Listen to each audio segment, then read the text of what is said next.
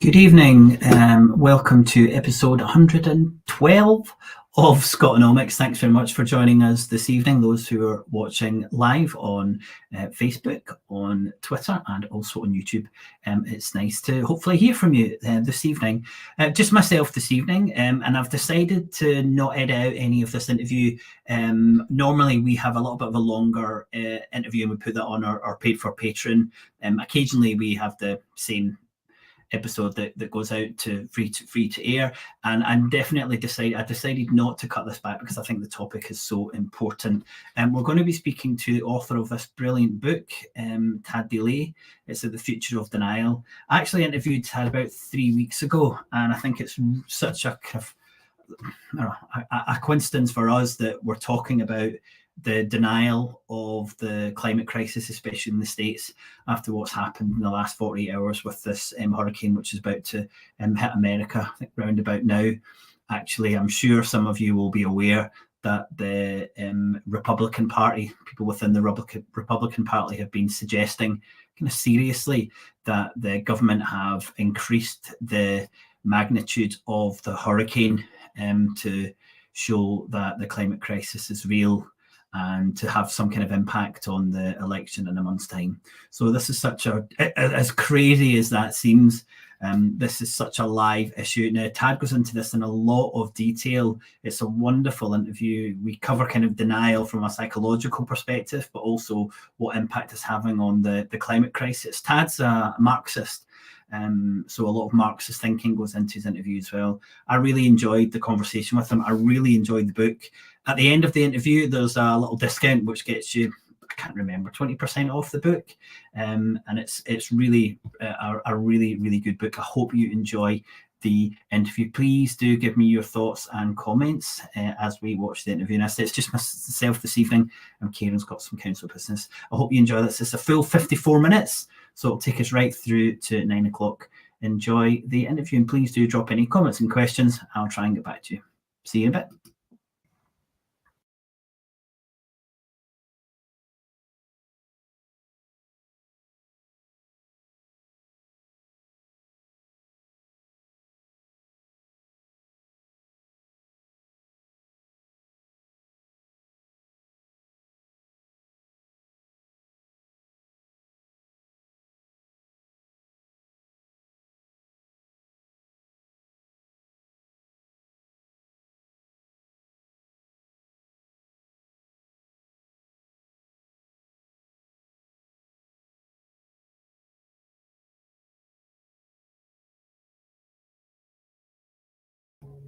Seem to be having a few problems with the video. Just give me a minute and I'll get this working for you.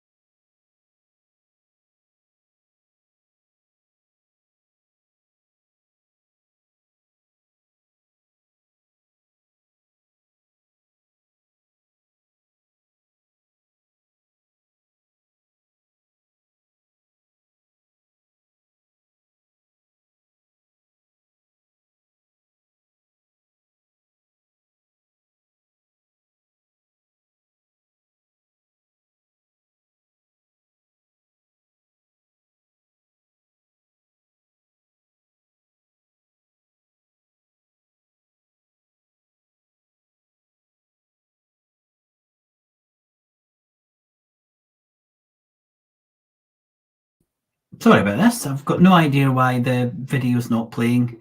I'll try again. Give me another minute or so. I think you can see it. It's moving through, but it's not playing. So I'll try again.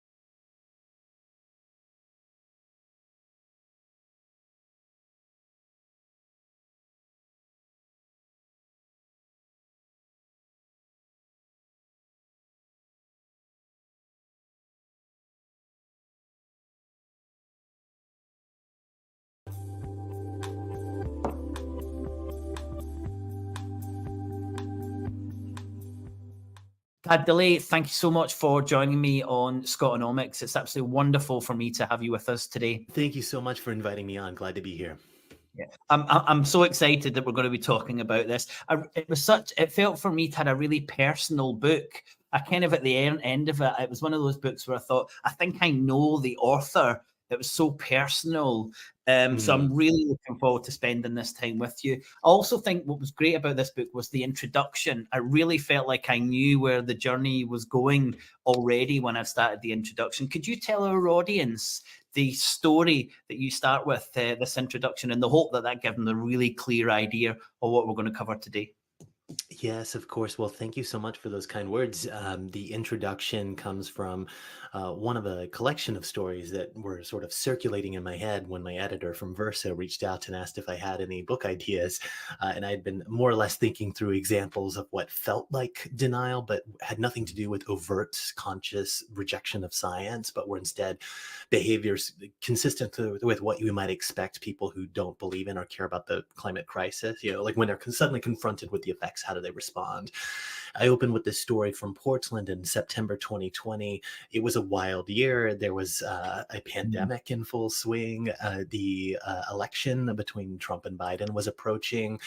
The Sanders campaign had just collapsed. And over in the UK, the Corbyn platform had been similarly rejected a few months before that. Over the summer, there was the George Floyd Black Lives Matter protests where, reactionaries were running people into vehicles, and people were running their cars into protesters, right? And in the midst of all of this, in September, wildfires stretched the West Coast. Something like 4 or 5 of the largest wildfires in California history were burning simultaneously. It was turning the skies like a burnt orange or even blood red at noon in some places. And in the midst of this, in Portland, which is in the Pacific Northwest, it's an overwhelmingly white area of the U.S. There were reports in at least 3 small towns around the metropolitan area of Portland that said that there were vigilantes setting up road checkpoints, slowing down evacuees fleeing fires from their surrounding areas. So the skies were burnt orange, and under those orange skies were men with assault rifles pointing weapons at people on the road, slowing them down. And the opening story is one of pointing a weapon at an African-American mother with her children in the back of the van. And what they are doing is looking for Antifa arsonists. There was a number of conspiracy theories proliferating on social media that these fires were not started by by sort of accident or lightning or any of the standard ways, that these were specifically Antifa terrorists going into the forest and setting these fires. And so that's what they were looking for. There was also, cops were alerted to these checkpoints but didn't intervene. Some cops were asking for pictures of license plates. There was one cop who speculated that people would simply stay home and die in the fire instead of going out to risk running into Antifa activists. There was another cop who explained to a citizens group, this was caught on camera, explaining how they should kill outsiders if they found them on their hunt for leftists starting fires. To me, to kind of wrap this up, to me, this is an expression of climate change denial, right? We're seeing the effects of in terms of wildfires that scientists have long predicted. But when you confront those effects with people on the ground who have all kinds of conspiracy theories swirling in their head and all sorts of grievances that they want to work out, and a desire to control things, and climate change is not one of the things that we can control, right? But putting down an enemy, putting them in their place, shooting them is something that one can do personally, right? When all of these things are swirling in the vortex of the American misinformation and rage machine, this is what denial looks like today, right? It has to be enacted. It's libidinal. It has to create enjoyment for the reactionary. It's a frightening story that you tell. And, as you said, it was in 2020. So the obvious question is, well, thank God everything's so much better now in 2020. Right. Yes. Your thoughts, looking back, because it's like, especially when you've been thinking at a book and you're looking back, 4 years can seem like quite a short period of time when you started the generation of this idea and where we are now. What's your reflections on those 4 years, considering the Biden administration, all the other things that's been happening? If you think about this kind of weird world we're in with Elon Musk and Twitter at the moment, could you summarize those 4 years in terms of the denial Sure. in which we are? Sure. So I think the basic epistemic void on the right is nearly identical, right?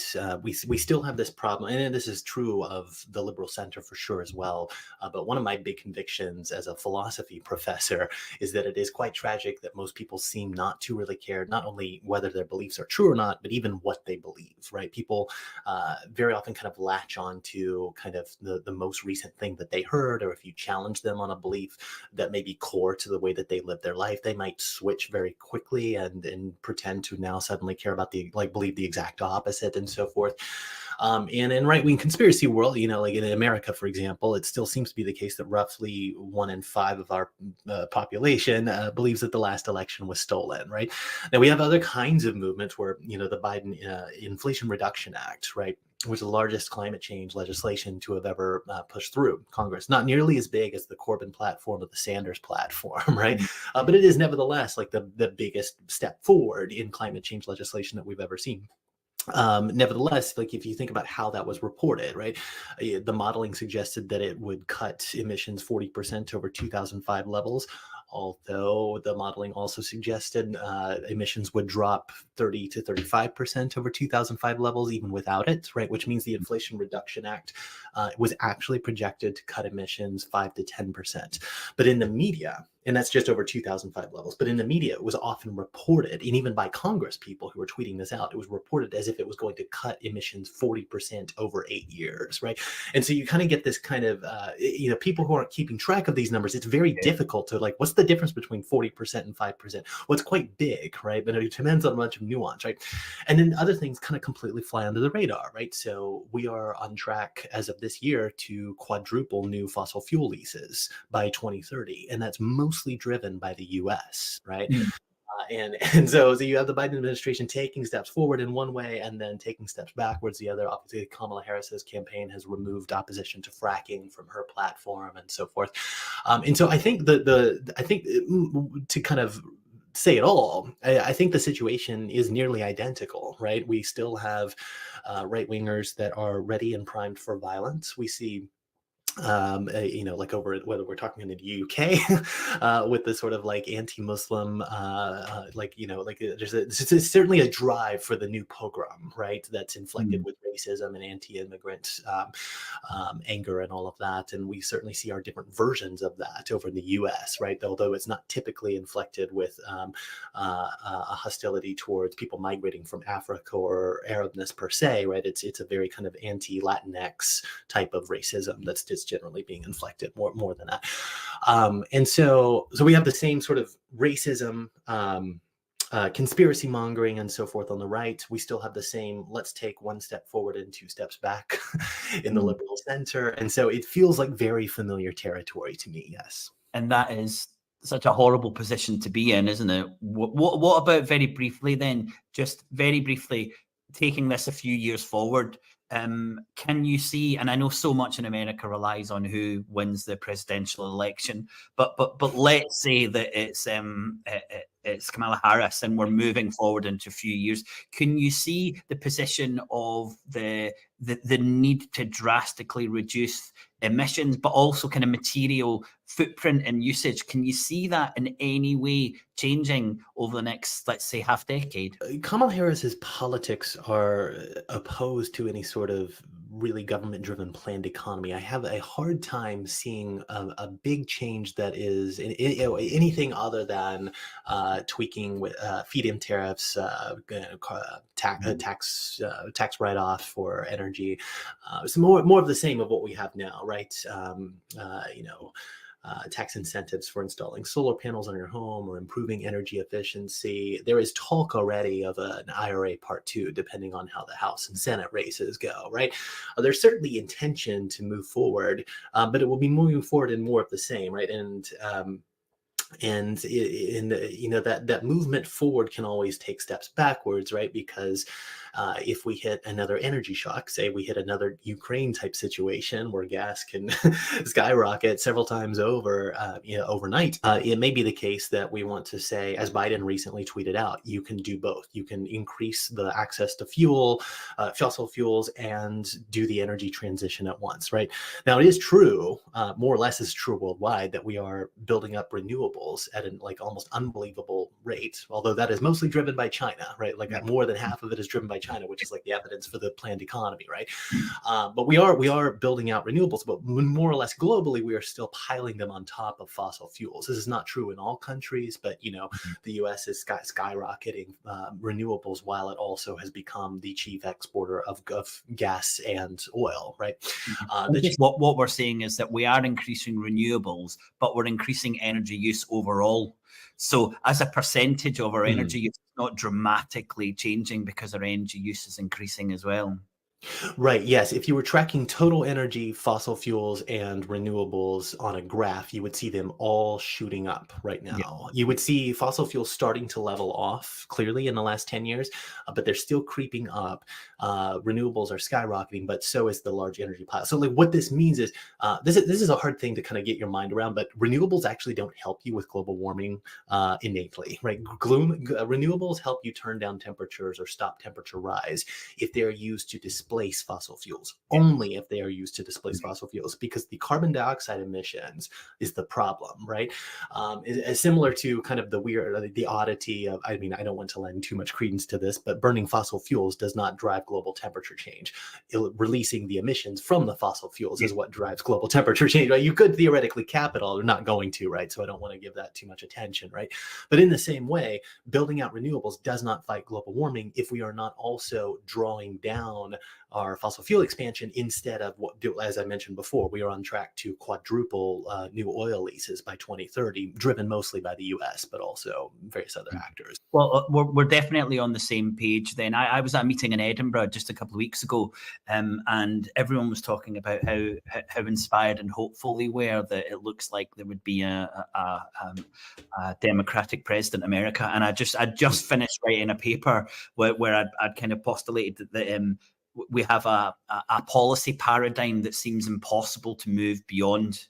And I just read a lot of stuff by Donella Meadows, and a quote I wanted to give to you was from our paper she wrote in 1999, and she said that you can't expect the system to change if someone's just changing the faucets at a slightly different speed, but with all the information, all the same goals, and all Right. the same outcomes. And she says in this paper, sure, Clinton's a bit better than, I think it was Bob Dole. I think he ran against in around about that period.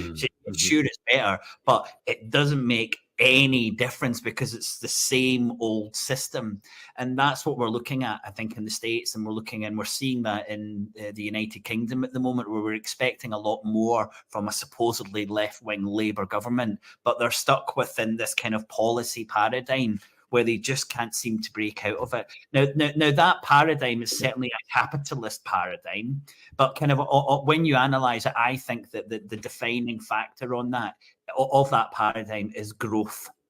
We seem to have constructed an economy purely designed to ensure, or to try and ensure, that the economy grows. What's your thoughts on the impact and the power of this idea of growth, and growth of the economy always being good? Yeah, so it's a very theological concept to say that the growth of the economy must be good, right? And it is interesting that we talk about the economy as if it is more or less an object that exists that is moral in nature, right? It can't be good or bad, right? Now there are limits to how far I can make this little witty jab here, right? Because at the end of the day, we're talking about very often the ability of people to procure food or electricity or housing for themselves, right? But the concept of growth is something that comes into the fore in the early modern period, right? You don't find, when Aristotle is talking about value, right? He's not talking in terms of growth in the same way that we would conceive of an economy as something that exists to grow, right? In fact, I mean, there's a little bit of a sidebar, but and for many ancient Greek thinkers, right, the purpose of ordering the house, the economy, is Mm. to provide for the city-state, right? And the city-state should not grow larger than what it needs to be. Like it should be able to feed all of its citizens, but not expand beyond that, right? We take it as sort of an article of faith now that it's good that capitalism expands anywhere from 1%, which is a little too low, to 4 or 5%, which is about as high as we want it to go without triggering inflation. Right. And so the concept of growth is taken to be like as an article of faith good. And that is, I talk in my book about how on a very long timeline you run into just purely mathematically, thermodynamically, Yeah. like limits to this, right?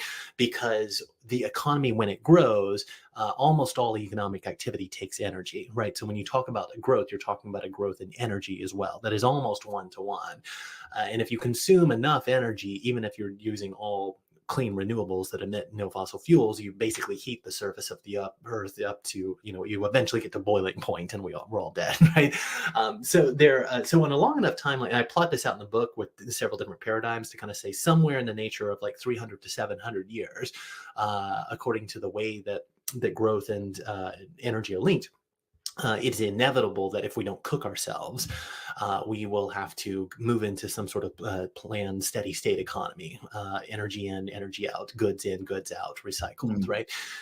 Now, that's hundreds of years, though, into the future. Like in the short term, the most salient component here is that the coupling of emissions and growth, right? So when you spend so GDP and gross domestic product, which, by the way, maybe a word on this, gross domestic product is a concept that has really only been used to any sort of meaningful extent for the last century, right? So we could be a century out and no longer using gross domestic product, even without a communist revolution or anything like that, right? Like we just might find that it's actually kind of a ridiculous tool. It doesn't measure like well-being and all Yeah. these other critiques that you get. But as it goes today, worldwide CO2 emissions and GDP have a 0.93 correlation coefficient. Atmospheric CO2 concentration and world GDP per capita have a 0.98 correlation coefficient, right? So that means that for every dollar we spend, we're getting a quantity of almost we're almost getting like a perfect quantity of atmospheric CO2 injected, right? And there are similar correlations between atmospheric CO2 and world primary energy, which is 0.98, or atmospheric CO2 concentration and world GDP, which is 0.96, these types of things, right? So essentially the way that we talk about this abstractly is that emissions and GDP are coupled, as are GDP and primary energy use. They are also pretty coupled, but not quite as tightly. Energy use and fossil fuels are also pretty tightly coupled, right? Because 4/5 of our energy comes from fossil fuels, right? And so it's not within our ability to break these relationships today, right? If we wanted to, so like one way to say this is that if we stopped using fossil fuels today, one of the things that would happen for the economy is an 80% economic loss, right? We would have 80% GDP loss, meaning that we would go into a depression 2 or 3 times worse than the Great Depression of the 1930s, right? Because of the close coupling, right? And so and then I don't know if you want to kind of steer this back to your question about growth or anything, please feel free. But I think this starts to give us an idea of what the problem is, and just to kind of return to this idea that GDP is an explanation for why something is good, right? If an investment banker produces a lot of return on investment, their work is said to be good and it's rewarded financially, right? Even if it actually does no social good or even makes the world worse. If I lead a book study, this makes the world a little bit better, but it doesn't contribute to GDP, right? So nobody cares. I'm not getting paid for that, right? If I get into a ghastly car accident on the way home, then that's a massive contributor to GDP. It's wonderful for the ambulance, for the insurance, for the payouts, the car companies that has to replace the car and everything, right? So it's an insane metric, and to think that growth is just innately good it's a theology, but it's a theology for damning the earth. Two important points there, because you'll hear people say, well, actually, we've decoupled emissions and energy use in certain countries. And I always respond to that and say, yeah, that's good, but the climate doesn't care if the country's done it. This has got to be a measurement at the global level. And if we're not decoupling at the global level, then it doesn't matter what individual countries are doing. It's got to be a decoupling at the global level for it to have Yes.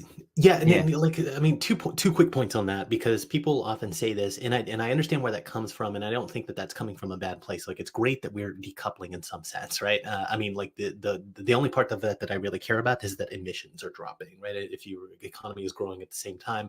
2 points on that, though. Yes, it is true that in about 36 states we're seeing economic growth while seeing dropping emissions. The first problem here is the stock and flow problem, right? So even so what matters for global warming is the total stock of greenhouse gases in the atmosphere, not the rate at which they're flowing in. And if you decouple an economy, but it's growing economically, but it's still pumping in any CO2 whatsoever, it is still contributing to growth of rising of temperatures, right? Because temperatures will continue to rise until emissions reach zero, right? So that's the number one problem. The second one is this will be much more varied country to country and what time window we're talking about. But I use the example of Obama in my book in 2015, talking about, or 2017, something like that, talking about how the U.S. economy grew under him while also decoupling from emissions, right? And if you look at where the sources of decoupling were at that time, about a solid third of it was switching from coal to natural gas, right? Which that's almost the same as happened in the United Kingdom, just slightly about a bit. Yes. The same. I kind of say to people, that's the low hanging fruit. That huge big drop when you move from coal to natural gas. That's it. So there's a floor there, right? Because you can't keep dropping. Eventually, you level out if you just were to run all of your energy on natural gas, right? And it also means that you're bragging about switching from one fossil fuel to the other, right? And this is where the transition fuel language comes from, right? But now we have an entire infrastructure built on this quote unquote transition fuel, and that infrastructure could be around for several decades before it's retired, right? Still pumping out carbon dioxide. It's fascinating listening to you, because you're saying so many of these points which are really clear to myself as a heterodox economist. All these things. Well, thank you.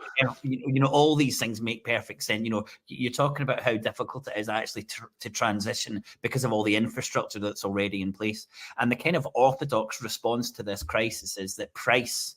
If you make renewables really cheap, then we'll be able to transition almost kind of overnight without this deep understanding of this kind of infrastructural tie-in that we have and how difficult it is. In your book, you say that kind of we've got a chance, summarizing a little bit, I suppose, we've got a chance with renewables under capitalism if they're profitable. Right. I think that really for me was a real kind of highlight of you summing up the problems, not just with the climate crisis, but with capitalism in general. We will only fix it if there's a profit in it.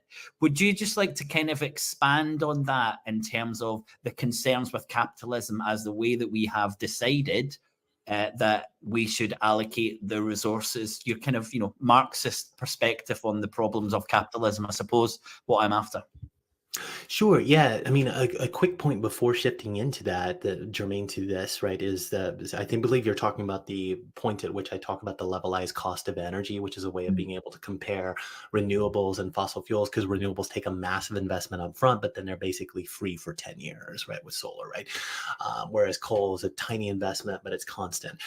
So the levelized cost of energy of renewables has come down to equal with, or in some cases slightly below, fossil fuels. There's a really wonderful book, even with more recent data than mine, called The Price is Wrong by Brett Christophers, right? And also out by Verso, that does a really, really good job of explaining exactly why it is, even though it is very counterintuitive, why it is that cheaper renewables are not driving the transition, right? So we have really good, it seems to like the traditional neoclassical economists that cheaper renewables should lead to a shift to, renewables, right? So like, how could they not? Well, I mean, part of the problem is that uh, markets do not incentivize paying as little as possible. They incentivize profit, right?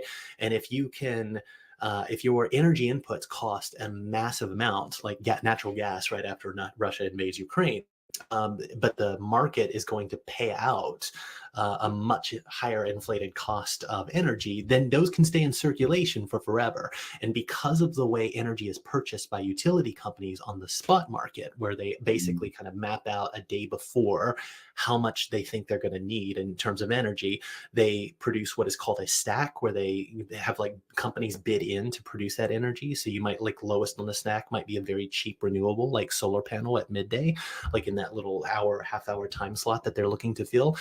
And then they go up the stack with more and more expensive fuels up until they get to coal or natural gas. But the point that coal or natural gas bids in is what everybody gets paid, right? And so that means that coal and natural gas can still turn a profit. Now, under certain conditions, that's really good for renewables, because if they generate for very little cost, but they're getting the price points that coal and natural gas bid in, then they're getting a heyday. The problem often comes down to financing, right? Banks don't want to finance renewables projects if they're not able to say on paper, here's what we think our ROI is going to be 10 years out, right? You can do that with natural gas, because you can kind of say whatever the ROI is, we're going to be able to pull it from the, like, if our costs go up, we're going to be able to charge more. Yeah. Renewables can't do that. So there's this whole problem. But let's skipping over to capitalism, right? So I'm approaching this generally as a Marxist. I don't think of economics as my forte per se. If I'm being honest, or a little bit cheeky even, I think of economics as kind of an offshoot or an inverted form of theology that's essentially trying to figure out who deserves what and why certain people deserve to suffer.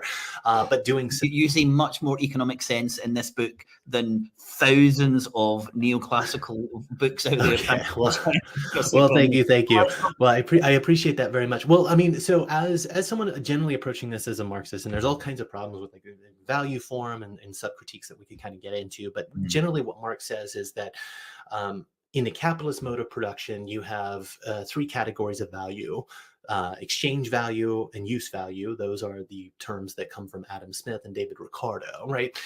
You have the use value that you can use with something, right? Like the use value of a pen is writing with it. The exchange value of a pen might be $1. And then the surplus value is the value produced by the worker that is over and above what they are compensated in all of the materials they turn into their final product, right? So the simplest way to think about this, like when I talk to my students about like these concepts, is everybody understands that their employer is getting more value out of them than the value that they are paid in their paycheck, plus all of the materials that go into whatever they do, right? There's some surplus that is created by the worker. And this is a theological like doctrine for Marx, right? Like, because you could point like where is value in other places, or you could question the concept of value. But for Marx, take it axiomatically, religiously, theologically, that the value is created by the worker, and that value, that surplus value, is what a neoclassical economist calls profit, right? In other words, even a neoclassical economist could admit that if a worker was paid for the full value of the work that they do, there would be no profit, right? So if you're paid for what your work worth, you're not living in capitalism, right?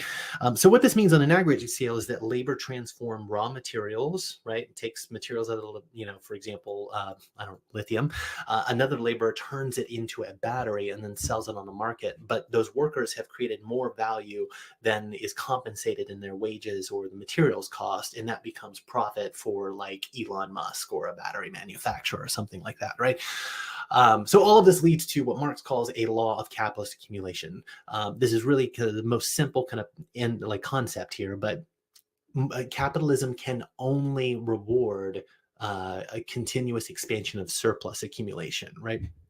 If there is not a continuous expansion of surplus accumulation, another competing firm that's able to drive up their rate of surplus exploitation will come in and outcompete the company that's not able to get its surplus exploitation higher, right? And then that you have the monopoly, right? You have the competition among the capitalist classes, right? So our problem today is that we live in a capitalism. If we're talking about a law of capitalist accumulation, you're basically talking about an algorithm, right? A very simple algorithm, but an algorithm is just a rule for taking taking inputs and projecting it on a range of outputs, right? This algorithm says that the only thing that we're going to gauge success by, the only thing that we're going to materially reward is continuous accumulation, continuous, what a neoclassical would say, growth, right? And so if that's all that you're ultimately rewarding, then things like, I don't know, do we want to have a habitable biosphere or keep temperatures at 1.5 degrees?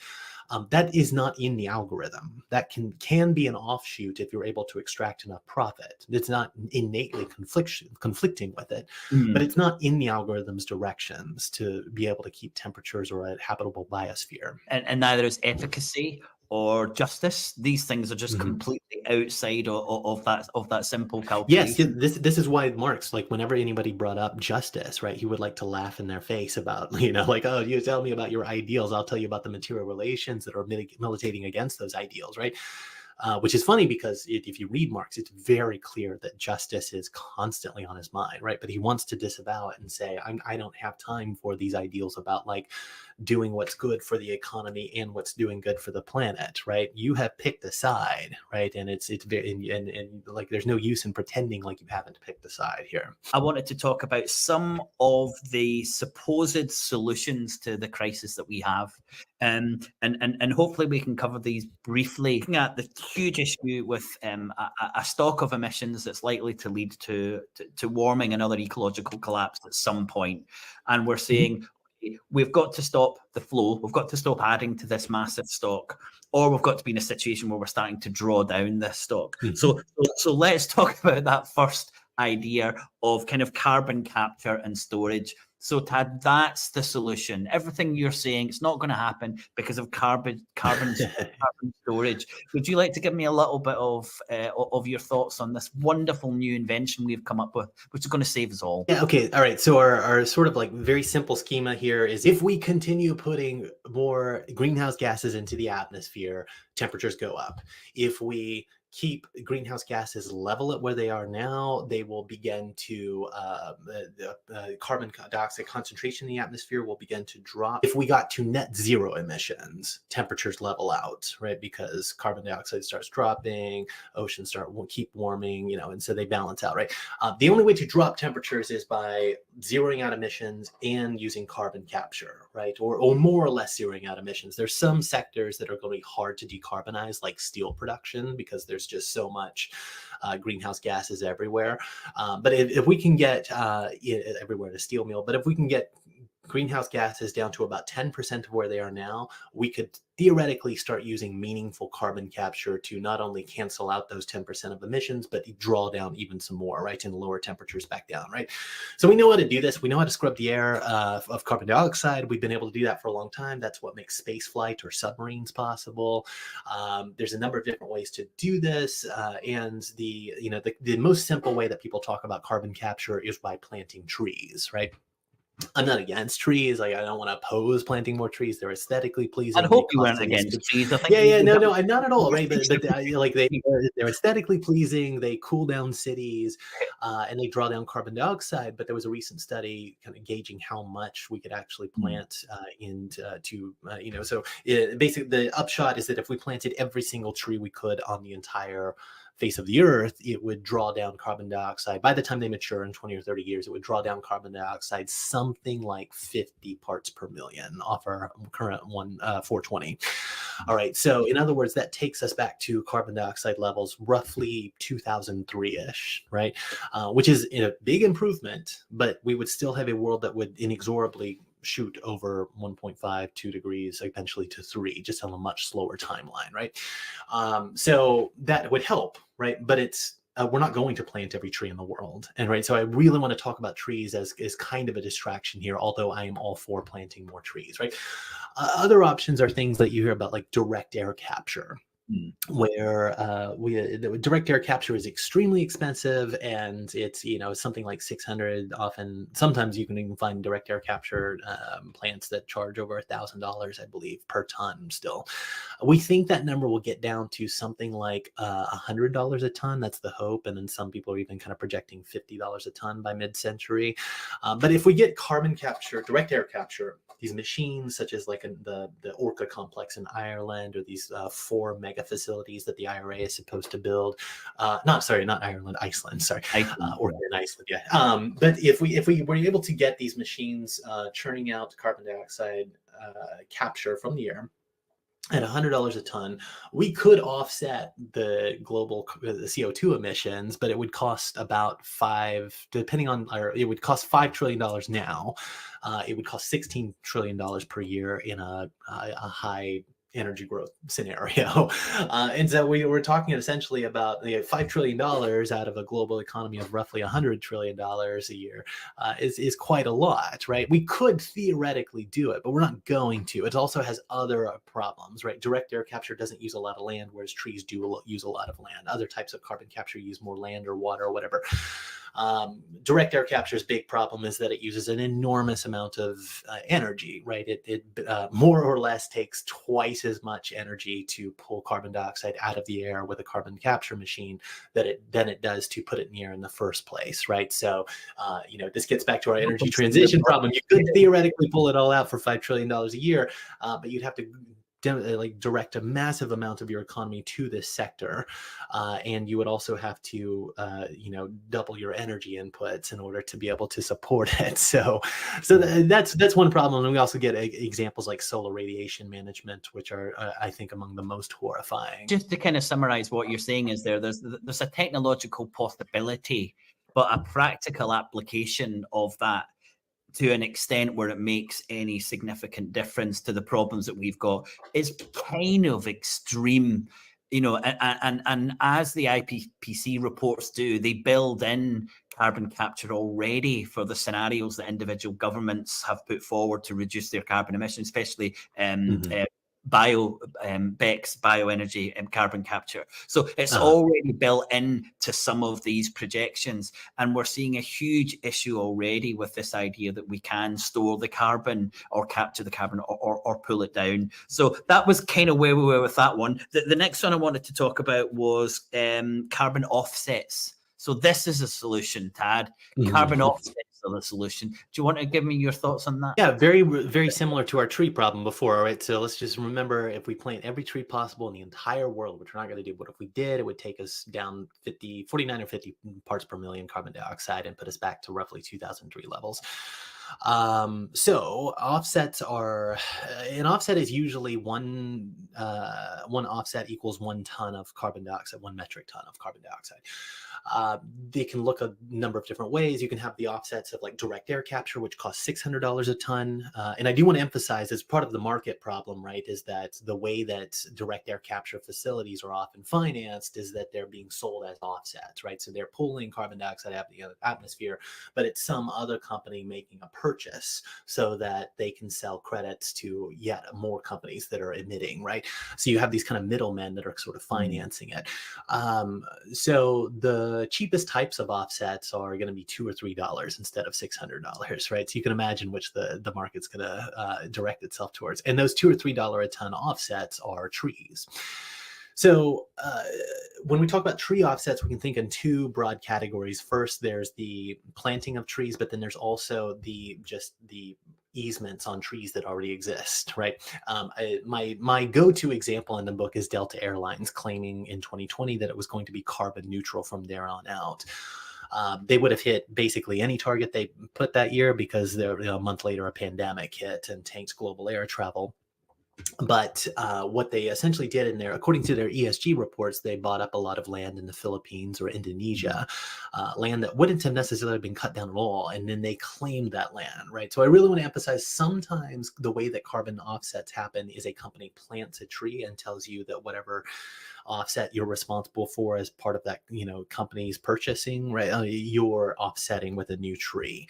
It's never really offsetting your full emissions, but there's at least some positive new good introduced by planting a tree. But a lot of offsets are literally just purchasing land that already exists in the developing world, usually, right? So we're talking about expropriating indigenous peoples or people who are very poor, or governments that are sort of selling off public land to private investors. And then the most salient point for climatology here is that if you're just selling off and switching around on the ledgers existing land, then you're not actually carbon capturing anything, right? It's just that all of a sudden Delta Airlines gets to say I'm carbon neutral when actually the exact same amount of CO2 is going to the atmosphere, not just from Delta, but from everywhere in the world, right? And so I always liken it to like a 3-card Monty with the atmosphere, a shell game, right? Like, like where's the carbon? Like look under these 3 shells or whatever, because the carbon dioxide is still there. It's still getting injected. It's just that a company can claim on paper to be neutral. One final thing on that: the first carbon offset that I've been able to find was an 1989 American energy company that wanted to build a new coal plant. And so what they did was they planted something like 50 non-native trees in Guatemala, had the legislature pass a bunch of laws penalizing locals from being able to chop down firewood, and then called it even. And basically studies later said that nothing was captured, right? So it wasn't meaningful, but it did actually harm people in the short term, people on the ground. When you dig down in this, you see this kind of continuation of colonial extraction, and you see the damage that we are inflicting on the global south to continue our relationship, our addiction with fossil fuel. And I think the carbon credits is a really good example of that. Now, the one really fascinating thing that came out of the book for me was the genesis of the idea of carbon footprints. People might be surprised to hear where that came from. Do you want to just give us a brief explanation on the idea and who came up with it? Right. So there's a genealogy that stretches back to the late 20th century of an ecological footprint, which measures a range of ways in which we impact our environment. But in the early aughts, the British Petroleum tries to rebrand as lowercase BP to be cool. Gets a new logo with green and yellow as this kind of a sunburst, and runs an ad blitz with handheld cameras asking people what their carbon footprint is.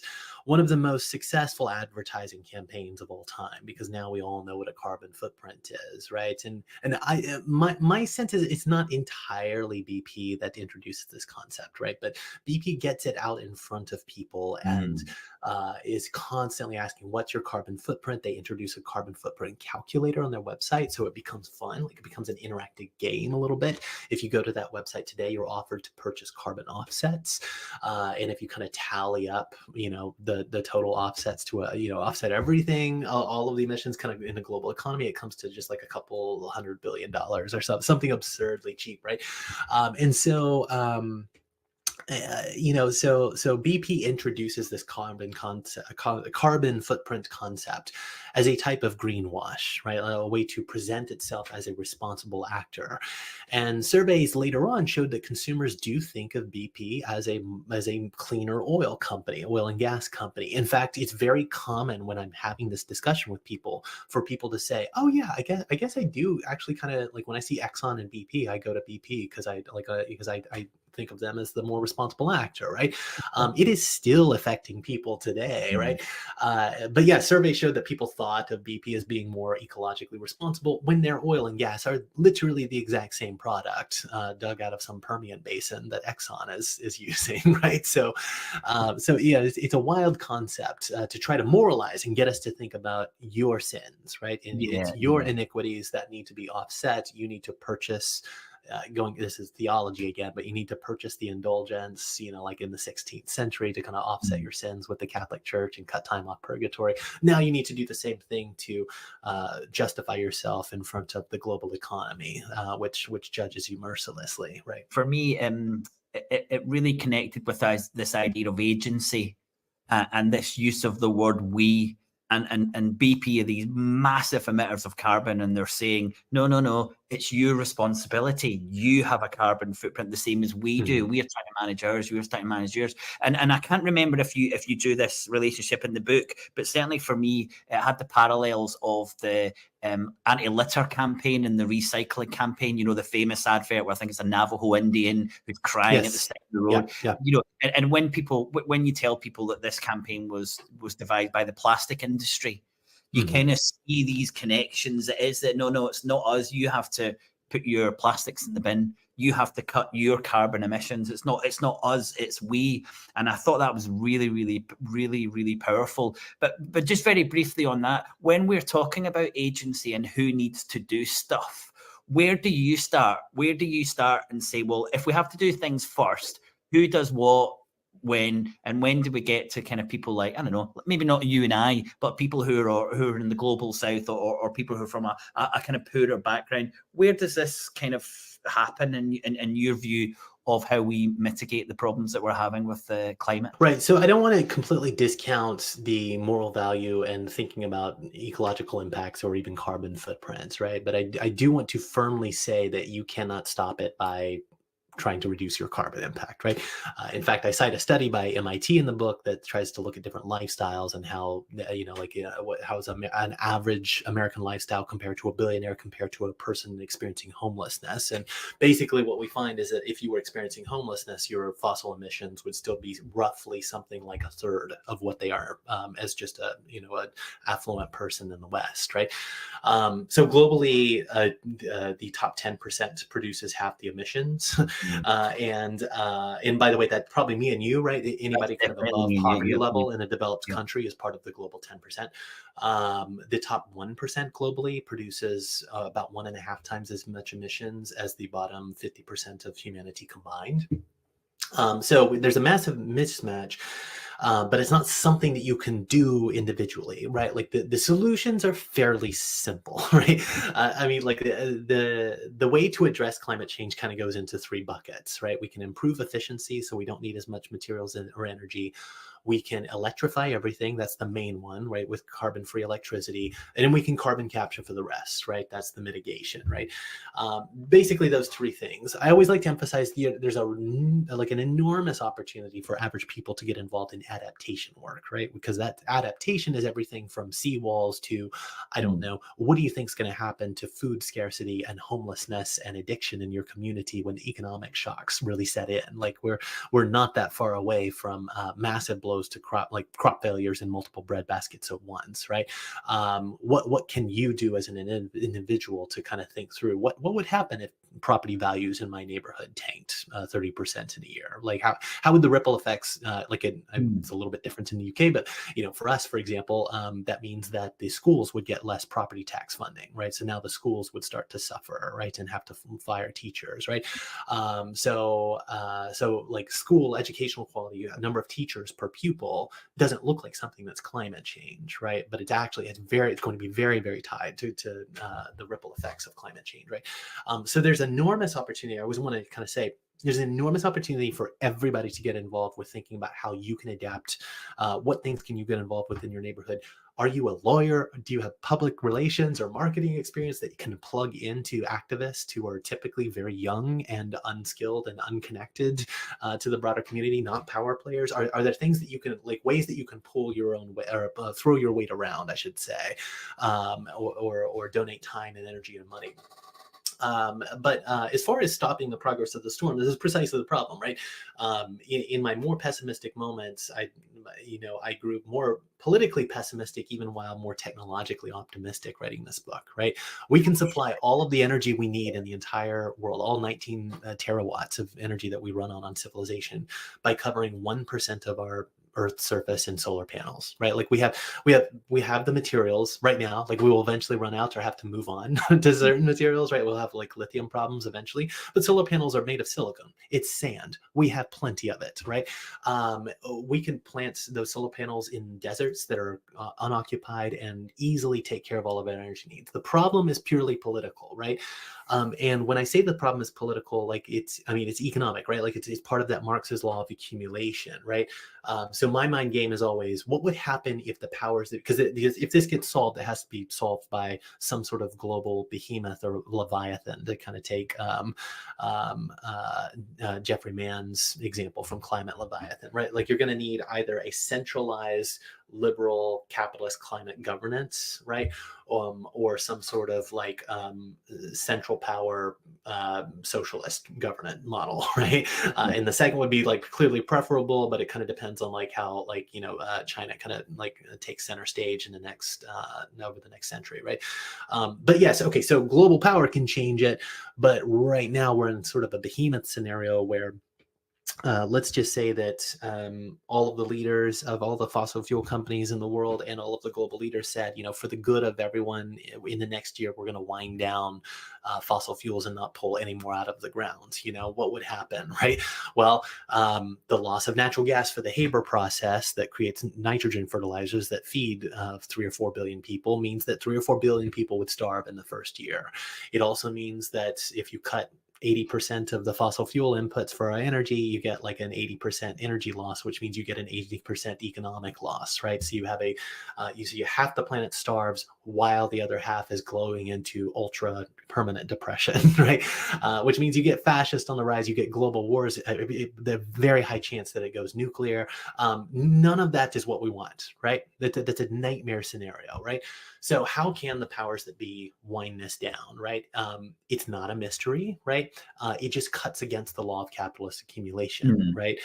We need more massive amounts of capital investment directed by the state to clean energy and carbon capture, right? And electrifying everything.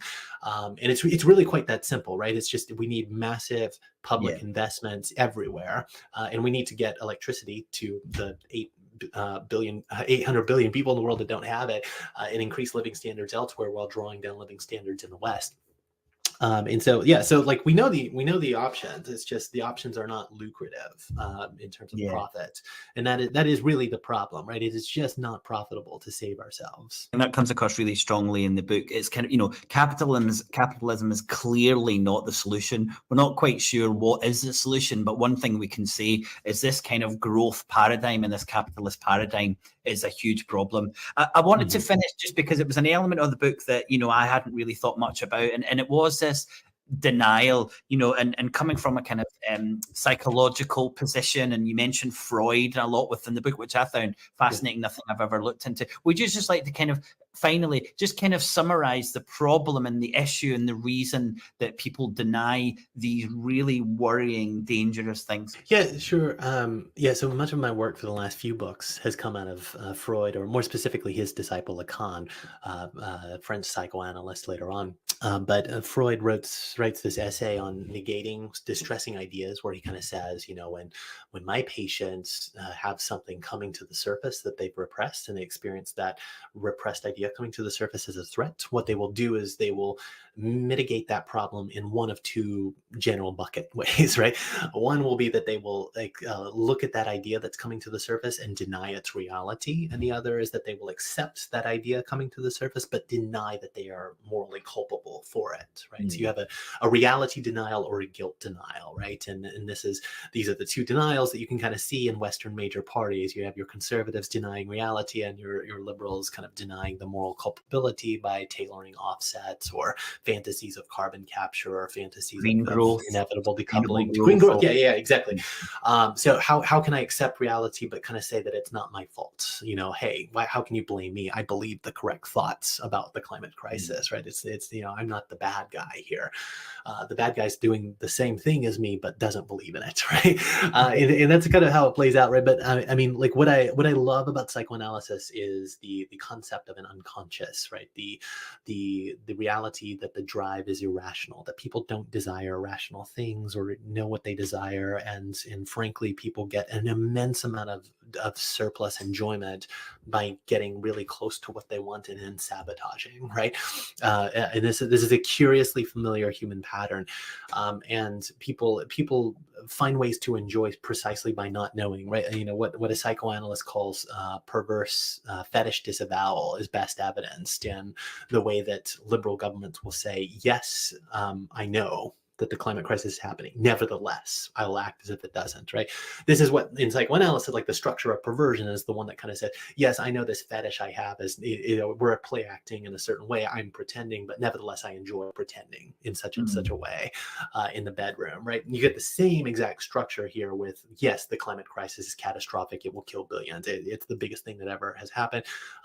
But look at us. We're on track to quadruple new oil uses by 2030. Isn't that great? No, I found that absolutely fascinating. And that kind of idea that denial is a really happy place. And that when you kind of shake someone from their happy fantasy, they don't say to you, oh, Tad, thank you so much No, for yeah, that. yeah, no, it's a threat. People because you enjoy denial, and that's not pathological in itself, right? Like it would be very, very difficult to kind of get through life and enjoy life without all kinds of denial, fantasy, overlaying things, thinking things will happen that aren't going to happen, repressing things that are too disturbing to kind of sit with on the surface all of the time. Reality is kind of like all the way through. It's torn up by fantasy and denial and repression, and that's what it is to be a human being. It's just that it's extremely dangerous when you're facing the biggest thing that has ever happened since the dawn of agriculture. Thank you so much. And my final little plug for the book, it's quite a thin book.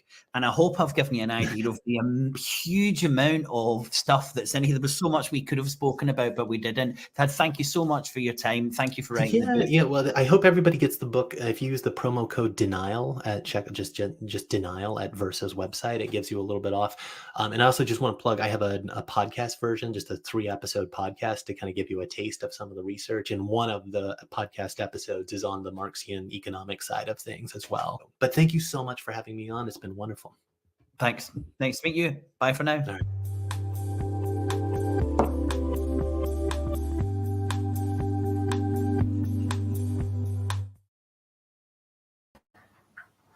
Well, I hope you enjoyed that. Thanks very much for staying to the end. And Kieran's on our chat and she's not on screen. Hello, Kieran. Sorry, I've got technical problems and we couldn't get you on. So I apologise to our audience that you can't hear from Kieran this evening. If you were here for the start, couldn't play the video. Kieran wasn't in the little area where I bring her onto screen. So I apologise for that. Anyway, I hope you enjoyed the conversation. I said, I think it's really timely considering everything that's happening in the States and also hopefully to a lesser extent what we're seeing in the UK. Any more comments and questions, and we'll just kind of cover them. But it's been a long episode tonight, already past 9 o'clock. So I'll see if there's anything coming up, and then just say thanks very much. Next week, same time, now a regular time, just about 8:05 on a Wednesday, we've got a really interesting conversation with an academic who'd written a paper around the European Central Bank and what it's doing in terms of its kind of green strategy and how it's helping finance or support the green transition in Europe. It's a really interesting conversation, I think, as we're thinking about possibly a new form of central bank or some new central bank regulations in the United Kingdom or a new central bank in an independent Scotland. All we can learn, everything we can learn about what other central banks are doing, I think is exceptionally useful. This is a really interesting conversation and that'll be live this time next week. So thanks very much, everyone. Appreciate your engagement this evening. Again, sorry, Kieran. I'll see you soon. Thanks, everyone. Hopefully, I'll see you next week. Thanks so much, and bye for now.